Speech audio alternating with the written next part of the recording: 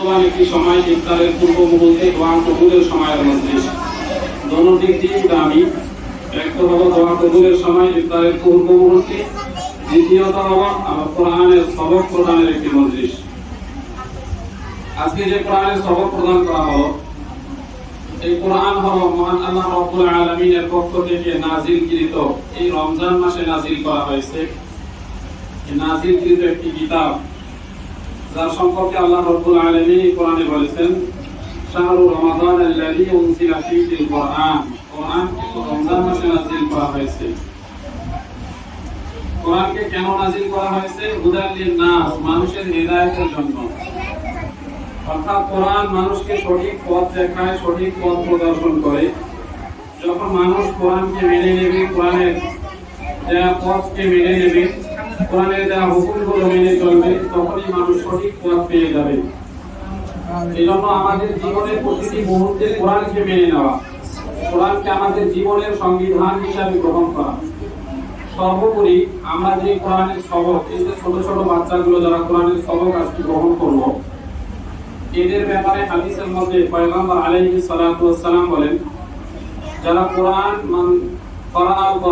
যে কোরআন তেলাওয়াত করলো, কোরআন যে বস্তুকে হালাল বলেছে সেটাকে হালাল বলে মেনে নিল, এবং যেটাকে হারাম বলেছে সেটাকে হারাম বলে সে মেনে নিল, রাসূল বলেন আদখালাহুল্লাহুল জান্নাহ, আল্লাহ রাব্বুল আলামিন তাকে জান্নাতে প্রবেশ করাবেন। সুবহানাল্লাহ।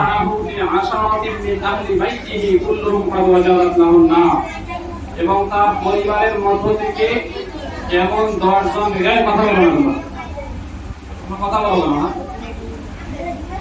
এবং তাদের পরিবারের মধ্য থেকে এমন 10 জন ব্যক্তির জন্য জান্নাতে নিয়ে যাবে, 10 জন ব্যক্তিকে, যাদের জন্য জাহান্নাম অবধারিত হয়ে গিয়েছিল। কোরআন ওয়ালার এত মর্যাদা, কিয়ামতের দিন তাদেরকে আল্লাহ রাব্বুল আলামিন দান করবেন। আর এক হাদিসের মধ্যে আসছে, আল্লাহ তাআলা কোরআন ওয়ালাকে বলবেন, ইকরা ওয়ারতাকি, তুমি কোরআন তেলাওয়াত করো এবং উপরে উঠতে থাকো। উঠতে উঠতে কতদূর পর্যন্ত? রাসূল বলেন, ফাইন্না মানজিলাকা ইনদা আখিরি আয়াতিন তাকরাউহা, অর্থাৎ তোমার তেলাওয়াত যেখানে শেষ সেখানে তোমার হবে অবস্থান। সুবহানাল্লাহ। তার মানে হাদিসের ব্যাখ্যাকারী মুহাদ্দিসিন ইকরাম বলেন, রাসূল সাল্লাল্লাহু আলাইহি ওয়াসাল্লাম এখানে বোঝাতে চেয়েছেন যে কোরআন ওয়ালা একটি করে আয়াত তেলাওয়াত করবে এবং এক এক তলা উপরে উঠতে থাকবে। কোরআনের তেলাওয়াত তার যেখানে শেষ হবে সেখানে তার অবস্থান হবে। যদি কেউ পুরো কোরআনকে হিফজ করে, 6666 আয়াত অনুযায়ী কেউ যদি পুরো কোরআনকে হিফজ করে, তাহলে সে 6666 তলা বিশিষ্ট একটা জান্নাত পেয়ে যাবে। সুবহানাল্লাহ। এটা হলো কোরআন তেলাওয়াতকারী যে। আর কোরআন তেলাওয়াতকারীর যে বাবা-মা, তার সম্পর্কে আল্লাহ হাবিব আলাইহিস সালাতু ওয়াস সালাম বলেন, কিয়ামতের দিন কোরআন পড়নেওয়ালার বাবা-মাকে নূরের তাজ দান করা হবে, নূরের মুকুট, নূরের টুপি। এই টুপির আলো এত হবে, রাসূল বলেন, দাউরু কাদাউল শামস ইদা তালাআত ফি বুয়ুতিকুম, এই তাজের আলো, এই টুপির আলো এত বেশি হবে যে সূর্যের আলো যেমন, সূর্যের আলো যদি সূর্যটা ঘরে উদিত হয়, রাসূল বলেন, তোমাদের ঘরে যদি সেই সূর্য উদিত হয়, তাহলে তোমাদের ঘরটা যে পরিমাণ আলোকিত হবে, তার সেই পরিমাণ আলোকিত হবে ওই টুপির আলো। সুবহানাল্লাহ। কোরআনের সাথে যে সম্পর্ক রাখে তাদেরও মর্যাদা। কিতাবের মধ্যে এসেছে, হামিলুল কোরআনকে আল্লাহ রাব্বুল আলামিন কিয়ামতের দিন জান্নাত দান করবে।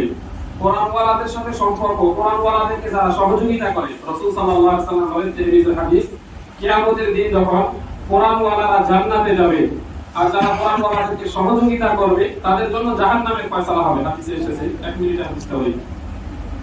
তো কোরআন ওয়ালাদেরকে সহযোগিতাকারীদের জাহান্নামের ফয়সালা হবে, কোরআন ওয়ালাদের জান্নাতের ফয়সালা হবে। তো জাহান্নামীদেরকে কাতারবন্দি করে দাঁড় করানো হবে, আর কোরআন ওয়ালা যারা জান্নাতি হবে তাদেরকে ওই কাতারের মাঝখান দিয়ে জান্নাতে নেওয়া হবে।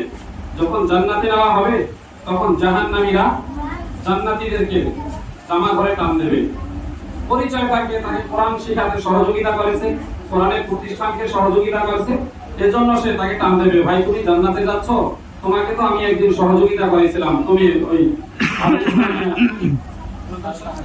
দারুল আহকাম আল ইসলামিয়া মাদ্রাসায় তুমি পড়েছো, আমি ওখানে তোমাকে একদিন সহযোগিতা করেছিলাম, আমার সহযোগিতা তুমি হাফেজ হতে পেরেছো, তুমি আলেম হয়েছো, আজকে তোমার জান্নাতের ফয়সালা হয়ে গেছে, তুমি জান্নাতে যাচ্ছ, আর আমার জন্য তো জাহান্নামের ফয়সালা হয়ে গেছে, তুমি আল্লাহ তাআলার কাছে আমাদের কথা সুপারিশ করো।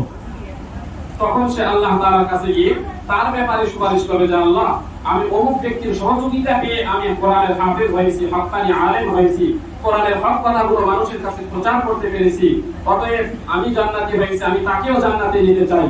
তখন আল্লাহ রাব্বুল আলামিন তার সুপারিশ গ্রহণ করে তাকেও জান্নাতে দিয়ে দেবেন।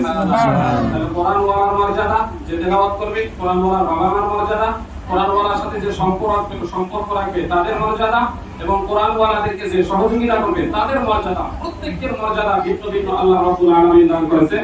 এইজন্য আমরা প্রত্যেকে যারা কোরআন পড়তে পারি না শিখবো, এবং যারা শিখতে পারি না বয়স হয়ে গেছে অনেক, চেষ্টা করবো সাথে সাথে কোরআন ওয়ালাদের সাথে সম্পর্ক রাখবো।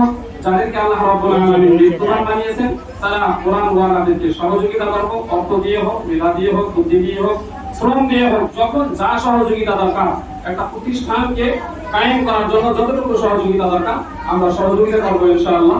আল্লাহ রাব্বুল আলামিন আমাদের প্রত্যেককে কবুল করুন। আমিন ওয়া আখিরু দাওয়ানা আলহামদুলিল্লাহি রাব্বিল আলামিন।